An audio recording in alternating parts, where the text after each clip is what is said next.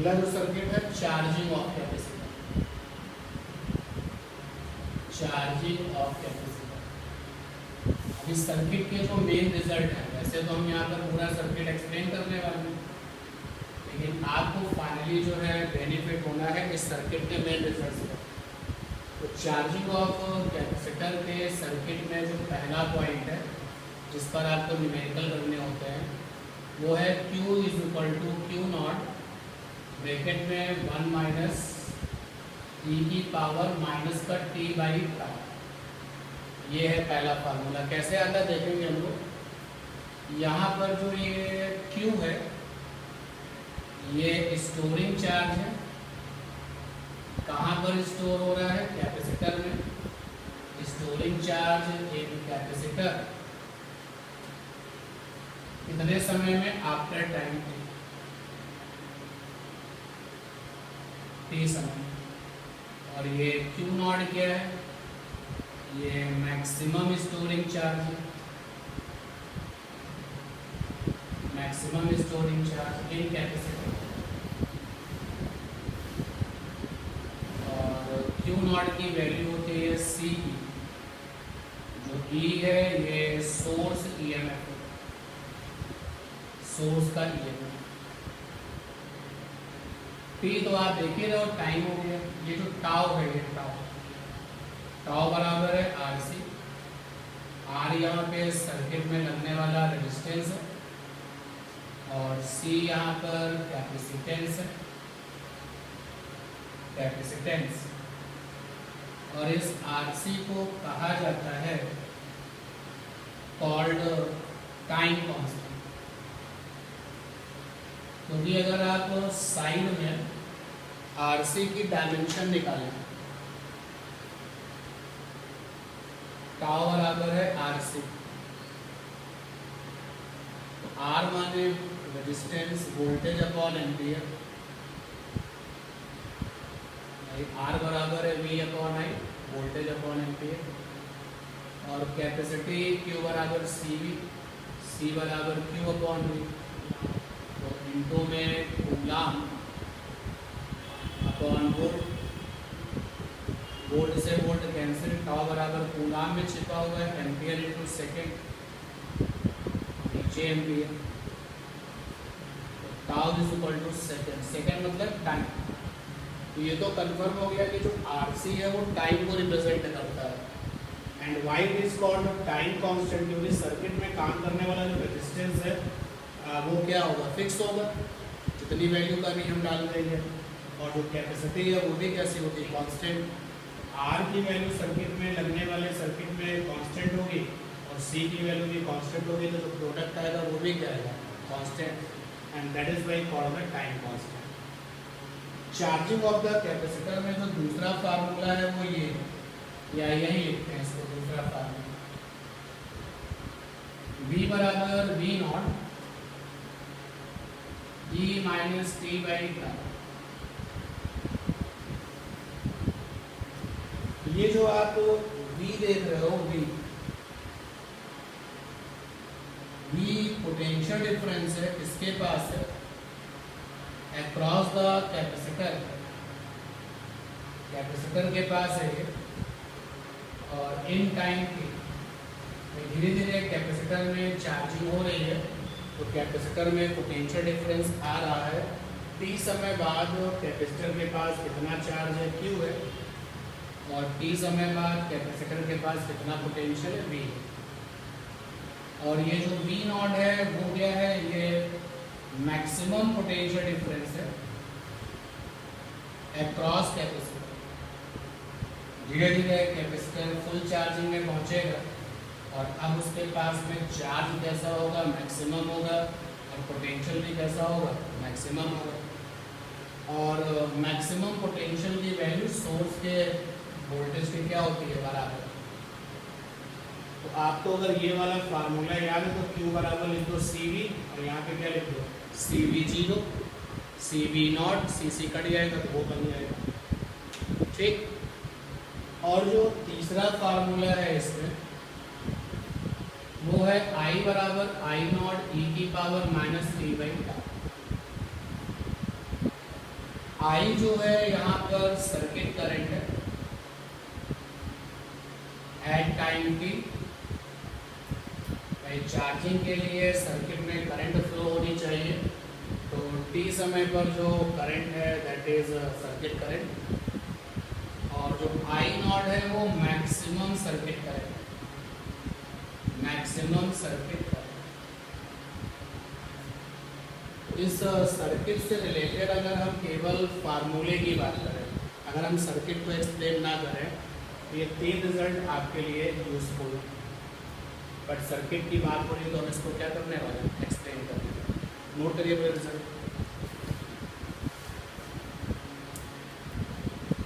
आज कहाँ है तुम्हारे, सर्किट को एक्सप्लेन कर लिया गया, चार्जिंग ऑफ द कैपेसिटर का सर्किट बनाया गया, आपके पास में चार्जर है, charger is a electric source यानी बैटरी, हाई वोल्टेज है, और ये कैपेसिटर को चार्ज कराना है। सीधे जोड़ेंगे तो डैमेज हो जाएगा, तो रेजिस्टेंस देंगे। और अभी जो ये मेन वाला स्विच है वो ऑफ है, तो कैपेसिटर जो है वो पूरी तरीके से खाली है, यानी इसके पास में कितना चार्ज है, 0 चार्ज है। इसके पास में कितना पोटेंशियल डिफरेंस है, 0 पोटेंशियल डिफरेंस है, खाली है। और हमें पता है कि जो कैपेसिटर्स खाली होते हैं उनका जो रेजिस्टेंस होता है वो कितना होता है, 0 ओम होता है, तो रेजिस्टेंस इसका जो है वो 0 ओम। अब हमने जस्ट स्विच को ऑन कर दिया, जस्ट स्विच को जब ऑन किया तो बस अभी टाइम स्टार्ट ही हुआ है, सर्किट में करंट बस अभी स्टार्ट हुई है, ऑन किया, जस्ट चार्जिंग टेक प्लेस, या ऐसे लिखें just flow of current take place. तो ये just flow of current take place का मतलब है कि टाइम हमारा जो है 0 काउंटेड, रेजिस्टेंस है, और ये बस अभी भी खाली पड़ा हुआ है, ठीक है। तो ये भी करंट इसके पास तक पहुंच रही है, भी पहुंची रही है। धीरे धीरे टी समय बाद, अब बात करते हैं after time T. Switch on है, टी समय हो चुका है, तो टी समय पर इसके पास जो चार्ज है वो Q है, टी समय पर इसके पास जो पोटेंशियल डिफरेंस है वो V है, और टी समय पर इसके पास कुछ रेजिस्टेंस तो हो गई, तो रेजिस्टेंस फाइनाइट। देखो फुल चार्ज में तो इनफाइनाइट आएगा ना, तो टी समय पर क्या होगा, फाइनाइट जो भी होगा। तो टी समय पर सर्किट को डिस्कस करते हैं। ये करंट है I, ये रेजिस्टेंस है, कैपेसिटर, किरचॉफ पे पूरा चक्कर लगाते हैं। तो जैसे ही आप किरचॉफ का कंप्लीट एक चक्कर लगाओगे तो वोल्टेज मिलेगी IR, और यहाँ पर भी वोल्टेज है, अभी करंट ऐसे चल रही है तो ये हाई है, ये लो है, कितनी वोल्टेज है, V है, ये साइन में माइनस में लिखी जाएगी, और आएंगे तो ये आएगा प्लस का E। आइडियल सेल ले लिया है यानी इंटरनल की वैल्यू 0 है, ठीक है। इंटरनल का रेजिस्टेंस क्या लिया है, 0। सारी वोल्टेजेस आ चुकी हैं, इनका समेशन 0 कर दिया। ये हो जाएगा E minus V is equal to IR, IR is equal to E minus V। I की जगह पे लिख सकते हैं dQ by dt, R is equal to E minus V, लिख सकते हैं ना I की जगह पे dQ बाई dt, और ये रहा dQ बाई dt साथ में R, और V की जगह पे लिख सकते हैं Q बाई C, क्योंकि Q बराबर होगा C की। v बराबर हो जाएगा q by C, D Q by D T C E minus Q by C, R C D Q by D T is equal to C E minus Q D Q upon C E minus Q और 1 by R C D.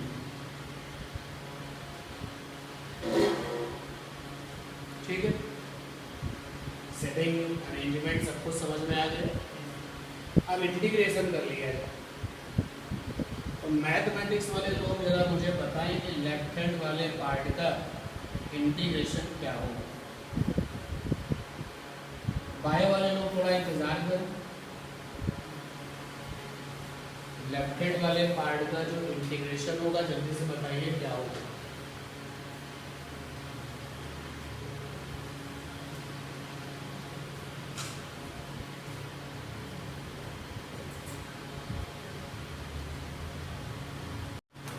Left hand में लिखा है D Q upon C E minus Q, इसका मुझे integration करना है।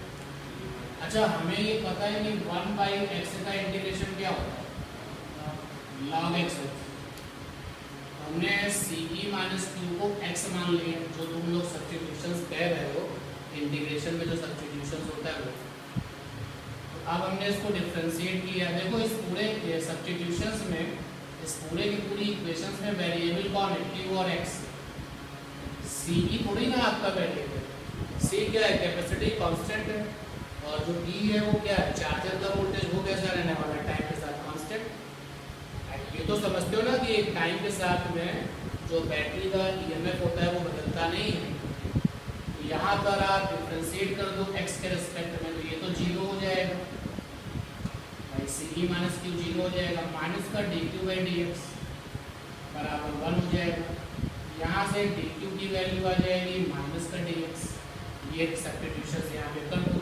D Q की जगह पर आ गया माइनस का डी एक्स और नीचे आ गया एक्स, माइनस बाहर कर लो 1 बाई एक्स डी एक्स, कितना आ जाएगा लॉग एक्स, माइनस में log x, minus log x की जगह पे क्या लिख सकते हो, सी ई माइनस का, ये इंटीग्रेशन आएगा। ठीक है, फिलहाल जो लोगों ने इंटीग्रेशन नहीं पढ़ा, जो पढ़ लेंगे तो बहुत आसानी से ये काम कर लेंगे। इंटीग्रेशन लगा हुआ है, इंटीग्रेशन करना है, और लेफ्ट हैंड वाले हिस्से का इंटीग्रेशन हमें पता चल चुका है, D Q upon C E minus Q. इधर है 1 बाई आर सी कॉन्स्टेंट है, बाहर कर दिया डी टी। अब लिमिट्स लगा लिया कि पहले जब टाइम 0 था चार्ज में कितना था, 0, कोई चार्ज नहीं था इसके पास। और फिर टाइम t है, चार्ज कितना है, q है। अब आपने इंटीग्रेशन किया है, तो ये लेफ्ट हैंड वाले का इंटीग्रेशन आ रहा है माइनस का लॉग सी ई माइनस का q, और लिमिट्स लगी है 0 से q। ठीक है, और इधर का जो इंटीग्रेशन है वो कितना आएगा, t, लिमिट लगी है 0 से t। ठीक, ये आएगा आपका, माइनस बाहर कर लिया जाए, log C E minus Q 0 से q, और ये आ जाएगा 1 by R C T minus 0।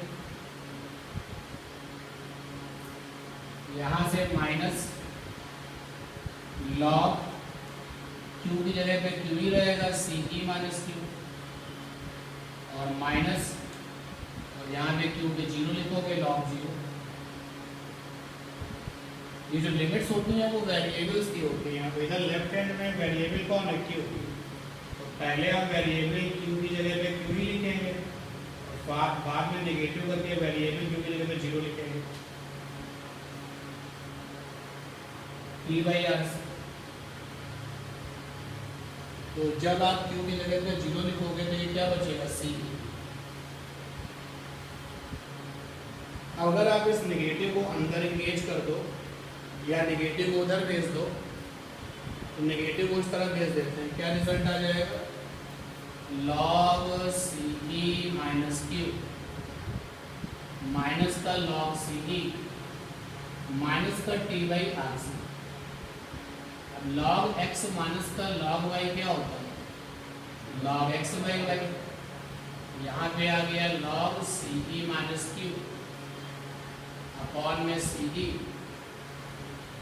ये t बाई आर सी। ठीक है ना अभी तक? चल लॉग में जो बेस है वो ना दिखे तो ई होता है, ये ई बेस है।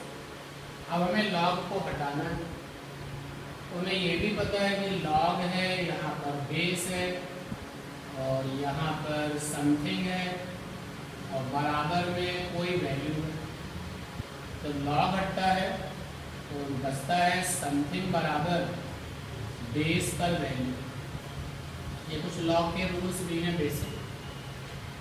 देखो भैया यहाँ पे समथिंग बचेगा CE minus Q by CE और बेस पर वैल्यू t बाई आर सी।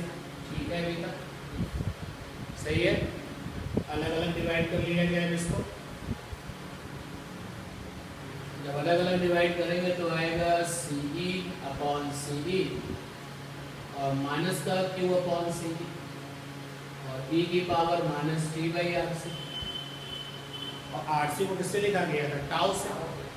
बाद में टाउ लिख देंगे, ये तो 1 हो गया, 1 माइनस क्यू बाई CE और e की power minus t by tau. Okay, tau बराबर है RC. And RC is called the capacitive time constant. जो आरसी प्रोडक्ट है इसको टाइम कांस्टेंट तो कहते हैं, लेकिन सही नाम क्या है? Capacitive time constant.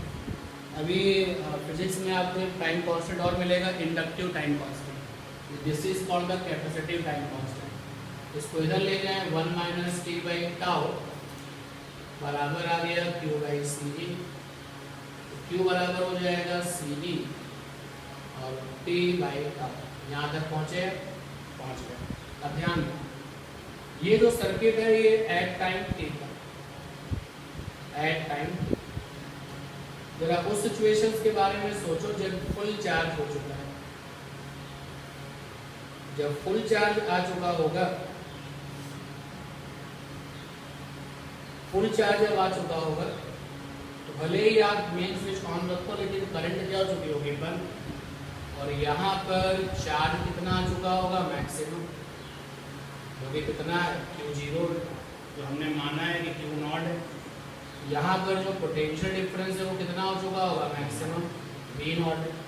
और आपको पता है कि फुल चार्ज में V0 E के बराबर होगा कि नहीं?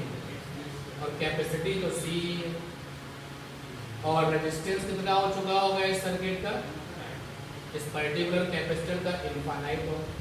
अब आपके पास है Q बराबर CE, तो मैक्सिमम चार्ज के लिए जब आप लिखोगे Q बराबर CB को, बनेगा Q0 बराबर CE। ये जो आपका CE है वो क्या बन गया?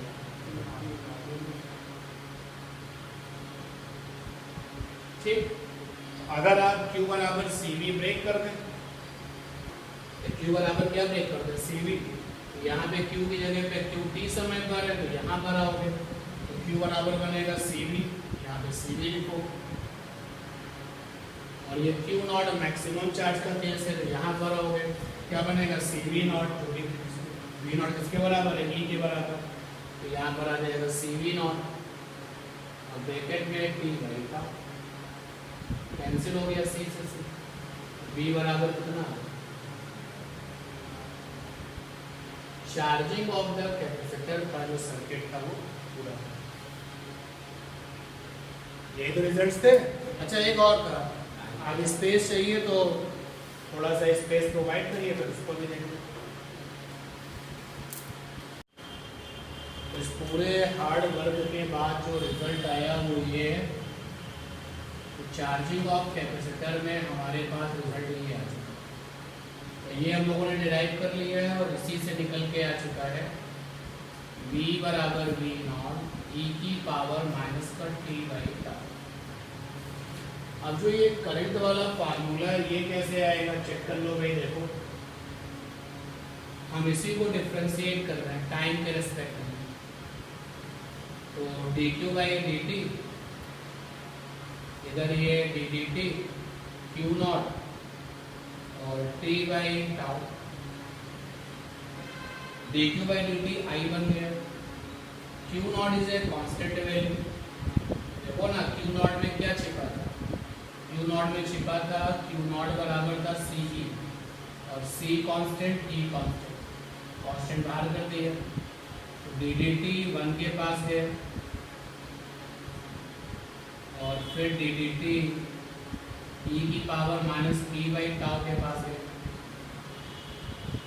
1 का तो डिफरेंशिएशन 0 हो जाएगा माइनस, और ये है डी डी टी ई की power minus T by tau, और डी डी एक्स ई की पावर माइनस के एक्स होता है, माइनस का के ई की पावर माइनस के एक्स, जहाँ पे के कांस्टेंट है। यहाँ पर आप देखो के की जगह पर है 1 बाई टाउ, देखो रिप्लेस करते हैं, के की जगह पे 1 बाई टाउ लिखें, एक्स की जगह पे टी लिखें, जरा ये रिप्लेसमेंट करके देखें क्या बनेगा। डी डी टी, ये फंडा होता है डिफरेंशिएशन का, ये इस फंडे में आप जरा रिप्लेसमेंट करें, के कांस्टेंट है, यहाँ पर मेरे पास में 1 बाई टाउ कांस्टेंट है, तो के की जगह पे 1 बाई टाउ लिखें, एक्स की जगह पे टी लिखें, ये बन जाएगा माइनस का टी बाई टाउ, और माइनस का के की जगह पर है 1 बाई टाउ, और ई की पावर माइनस के की जगह पर है 1 बाई टाउ, और एक्स की जगह पे टी, ये बन गया डिफरेंशिएशन के बाद माइनस का क्यू नॉट माइनस का 1 बाई टाउ, 1 बाई टाउ, और ई की power minus T by tau, differentiation करने के बाद। तो डिफरेंशिएशन अगर अच्छे से अब तक पढ़ चुके हो तो फिर ये सब बताने की हमें कोई ज़रूरत नहीं है। अब नेगेटिव नेगेटिव पॉजिटिव हो गया, क्यू नॉट को ब्रेक करो तो सी ई होगा, और टाउ को ब्रेक करो तो आर सी होगा, माइनस का टी बाई टाउ, सी से सी कैंसिल हो गया, आई बराबर हो गया ई बाई आर, और माइनस का टी बाई टाउ। वहाँ बी गया, ये जो ई बाई आर है ये क्या है, आंसर है ये मैक्सिमम करंट। देखिए अगर हम यहाँ पर करंट निकालें तो अभी तो है ही नहीं, यहाँ करंट नहीं, जस्ट जो करंट है t बराबर 0 पे जो करंट है बस अभी जस्ट चलिए, जरा उसके बारे में सोचें। I बराबर होगा E upon capital R plus 0, small r तो है ही नहीं। अरे I का जो फार्मूला होता है, करंट का जो फार्मूला होता है E upon R total plus का स्मॉल r टोटल, ये होता है। जस्ट अभी करंट स्टार्ट हुई है टाइम 0 पर, टाइम 0 पर जो करंट स्टार्ट हुई है E की जगह पे तो E आ गया, R टोटल में क्या होगा ये और ये, इसका ओम कितना है 0, सब मिला के कितना हो गया R प्लस 0, और इंटरनल हमने कुछ लिया नहीं है तो इस समय ये करंट है 0 समय बिगिनिंग। लेकिन जब t समय निकल चुका होगा तब करंट क्या होगी, देखो I बराबर E अपॉन R, अब इसका कुछ आ चुका होगा तो अब यहाँ पे हो जाएगा R प्लस फाइनाइट हो जाएगा। उसके बाद जब और आगे जाओगे तो आ जाएगा I बराबर E upon R plus infinite. तो आप चेक करो कि धीरे धीरे सर्किट में जो करंट है वो क्या कर रही है, डिक्रीज कर रही है। इसलिए t बराबर 0 पर जो करंट है वो कैसी करंट है, मैक्सिमम करंट है। कैसी करंट है, maximum. And that is why ये जो हमारे पास में E बाई R दिख रहा है इसको हमने क्या नाम दिया, मैक्सिमम करंट। तो यहाँ पर जो ये E बाई R है that is maximum current I not. लेकिन बड़ा इंटरेस्टिंग सिचुएशन है, एट टाइम 0, एट टाइम 0, जबकि मैक्सिमम चार्ज बहुत देर बाद आएगा। मैक्सिमम चार्ज कब मिलेगा, बहुत देर बाद। मैक्सिमम पोटेंशियल कब मिलेगा, बहुत देर बाद। जब तुम उस बहुत देर को निकालोगे तो इनफाइनाइट आएगा। जब हम ये निकालेंगे कि जब मैक्सिमम चार्ज आया है तो समय क्या हो रहा है, तो आंसर निकल के आएगा इनफाइनाइट टाइम। जब हम ये निकालेंगे कि मैक्सिमम पोटेंशियल जब आया तो टाइम क्या हो रहा है, तो क्या निकल के आएगा, इनफाइनाइट टाइम।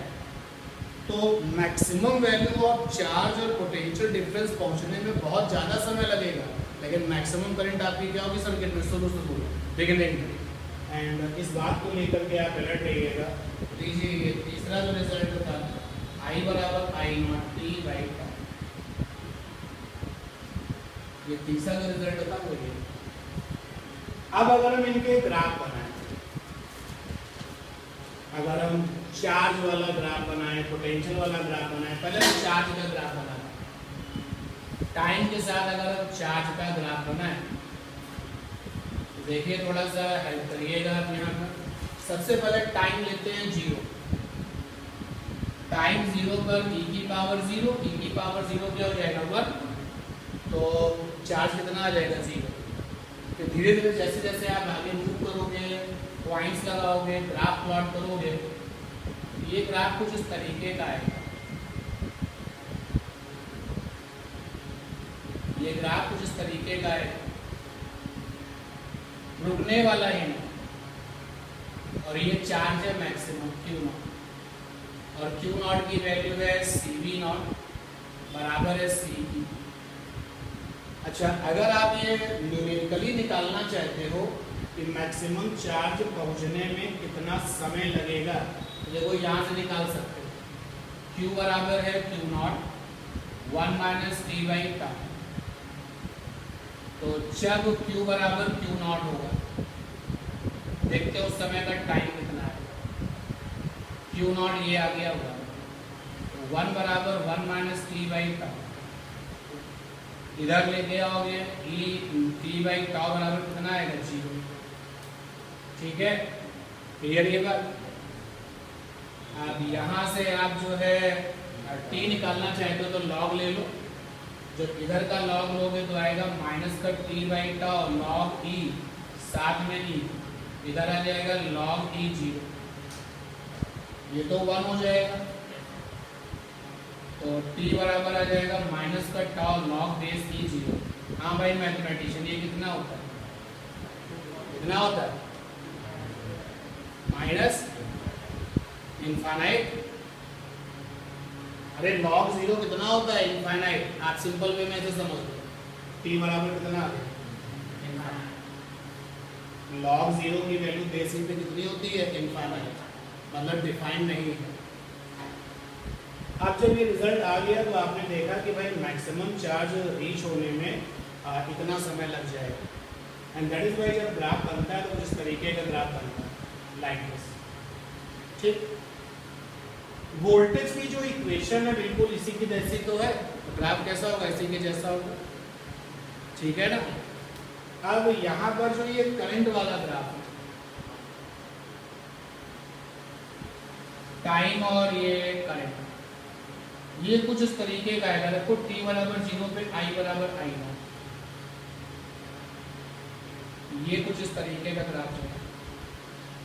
यानी टाइम के साथ करंट धीरे धीरे धीरे क्या हो रही है, घट रही है, तो ये आ जाएगा। यहीं पर एक टर्म दिखाने की कोशिश की जाती है कि जब t की वैल्यू टाउ के बराबर, रखो यहाँ पे t की वैल्यू टाउ, जब आप t की वैल्यू टाउ रखोगे तो q बराबर आएगा Q0। जब t बराबर टाउ आएगा, कहाँ पर उसको दिखाएंगे, ये स्पेस तैयार कर लिया हमने। जब आप t बराबर टाउ दिखाओगे, t बराबर टाउ, यहाँ वाले रिजल्ट q बराबर Q0 1 माइनस e की पावर -1, q बराबर Q0 1 minus 1 upon e, q बराबर Q0 e minus 1 upon e, q बराबर Q0 e की वैल्यू कितनी होती है 2.7 माइनस 1 अपॉन 2.7। सॉल्व करो तो ये आएगा q बराबर Q0, सॉल्व करने पर कितना आएगा, देखो कितना आएगा बताइए, क्या 0.629 आ रहा है कि नहीं आ रहा, 1.7, यस 0.629। हाँ तो ये आ रहा है 0.629। तो लोग यहाँ से जो है डेफिनेशन देते हैं टाइम कांस्टेंट की। ये टाइम कांस्टेंट क्या है, टाइम कांस्टेंट वो टाइम होता है जिसके लिए कैपेसिटर के पास चार्ज मैक्सिमम चार्ज का कितने टाइम्स होता है 0.629 कितने टाइम्स होता है 0.629। अगर हम यहाँ पर t बराबर टाउ को दिखाएं, ये चार्ज जो होगा वो होगा 0.629 ठीक है, क्लियर ये बात। इसी तरीके से अगर हम यहाँ करंट में t बराबर टाउ ले लें, I बराबर क्या हो जाएगा I नॉट बाई ई, और e की वैल्यू कितनी होती है 2.7, 1/2.7 करोगे तो कितना आएगा 0.3 समथिंग, 1/2.7 ये आएगा 0.370। अगर हम यहाँ पर t बराबर टाउ ले लें तो करंट की वैल्यू आ जाएगी 0.37 I नॉट। क्लियर है ये बात। बहुत इंपॉर्टेंट चीज़ है यहाँ पूरे इस डिस्कशन में कि चार्जिंग ऑफ द कैपेसिटर में जो चार्ज स्टोरिंग होता है, जो पोटेंशियल डिफरेंस स्टोरिंग होता है, ये समय के साथ बढ़ता है, लेकिन जो सर्किट की करंट है वो टाइम के साथ क्या होती है घटती है। नोट कर लीजिए। अब रिजल्ट को नोट करने में इधर इस डायग्राम में अगर कुछ यूज़ किया गया होगा तो देख लेंगे।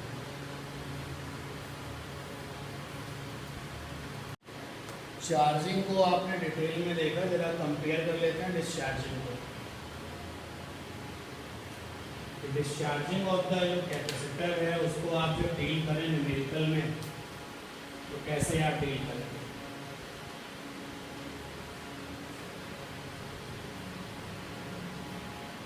इधर है charging of capacitor, charging of capacitor, और यहाँ है डिस्चार्जिंग ऑफ कैपेसिटर।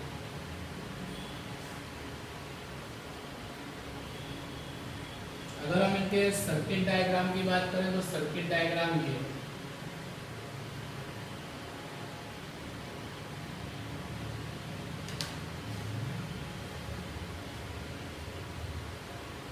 और डिस्चार्जिंग ऑफ द कैपेसिटर की बात करें तो ये discharging of the capacitor. Charging of the capacitor में जो Q है, जो V है, ये करस्पॉन्डिंग चार्ज है, corresponding charge potential difference over capacitor in time t, in time t। ये जो डिस्चार्जिंग है ना, इसमें capacitor full charge, full charge, और अब हमें इसको खर्च करना है। मैंने इसके क्रॉस में बल्ब लगा दिया, समझो ये रेजिस्टेंस एक बल्ब है, तो ये कैपेसिटर क्या हो रहा है डिस्चार्ज हो रहा है। तो चार्जिंग ऑफ द कैपेसिटर में जो ये Q और V है वो t समय पर हालचाल है कैपेसिटर में। उसी तरीके से सेम यहाँ पर भी, जैसे यहाँ पर Q क्या है कैपेसिटर के पास चार्ज है, यहाँ पर V क्या है कैपेसिटर के पास पोटेंशियल डिफरेंस है, कितने समय पर t समय पर। यहाँ पर Q क्या है कैपेसिटर के पास चार्ज है, V क्या है पोटेंशियल डिफरेंस है कैपेसिटर के पास कितने समय पर t समय पर। ये जो Q नॉट है और जो ये V नॉट है, ये आपके हैं R वैल्यूज क्या है अब आपको पता है, R values over capacitor, capacitor after time t is equal to infinite, निकला था ना। यहाँ पर भी सेम है Q नॉट V नॉट, ये वैल्यूज है over capacitor. Now see the situation at t बराबर 0। तो यहाँ पर आपको फुल चार्ज कैपेसिटर मिला है ना, फुल चार्ज मिला है, इसको खर्च करना है, तो ये कितनी देर में खर्च होगा ये नोट करोगे। टाइम जीरो पर उसके पास पोटेंशियल कितना है, maximum V not. Time zero पर उसके पास चार्ज कितना है, मैक्सिमम Q नॉट। धीरे धीरे खर्च हो रहा है, T समय पर कितना बचा है वो Q है, और T समय पर कितना पोटेंशियल बचा है वो V है। यहाँ पर Q not V not maximum है, ये कितने समय बाद आएगा, इनफाइनाइट टाइम बाद आएगा। T समय पर कितना है वो ये है, और T समय पर वोल्टेज कितना है वो ये है। ठीक है ना, डिफरेंसेस आप समझे। यहाँ पर जो फार्मूला मिलता है वो Q बराबर Q0 T बाई टाउ, और V बराबर V0 T by tau, I बराबर I0 T by tau. With very special Q not बराबर है CV नॉट बराबर है CE, और I नॉट बराबर है E बाई R। यहाँ पर जो किरचॉफ का लगाने पर फार्मूला मिलता है वो ये मिलता है Q not T by tau, V बराबर V not T by tau, I बराबर I not T by tau. यहाँ पर ये मिलता है Q नॉट बराबर है C not V not C V not, I not बराबर है E by R। E means V not, यहाँ भी बैटरी तो है नहीं, ठीक है। तो फुल्ली चार्ज कैपेसिटर से जब हम लोग डिस्चार्जिंग प्रोसेस करते हैं तो ये 3 फार्मूले निकल के आते हैं, और चार्जिंग ऑफ द कैपेसिटर पर ये 3 फार्मूले आपने देखे कैसे। चार्जिंग का और टाइम का जो ग्राफ है वो ये रहता है, वोल्टेज का भी ऐसे रहेगा, लेकिन करंट का और टाइम का ग्राफ ऐसा रहता है। यहाँ पर आप देखिए जो ग्राफ बनते हैं बिल्कुल वही लुक इसका है ना। तो तीनों ग्राफ की जो लुक वाइज नेचर है वो कैसे होगी, सेम होगी। ये चार्ज वाला ग्राफ होगा, तो इसी तरीके से वोल्टेज वाला ग्राफ होगा, इसी तरीके से करंट वाला, ठीक है। तो ये टेबल आप बना लीजिए जिससे कि आप क्वेश्चन डील कर सकते हैं।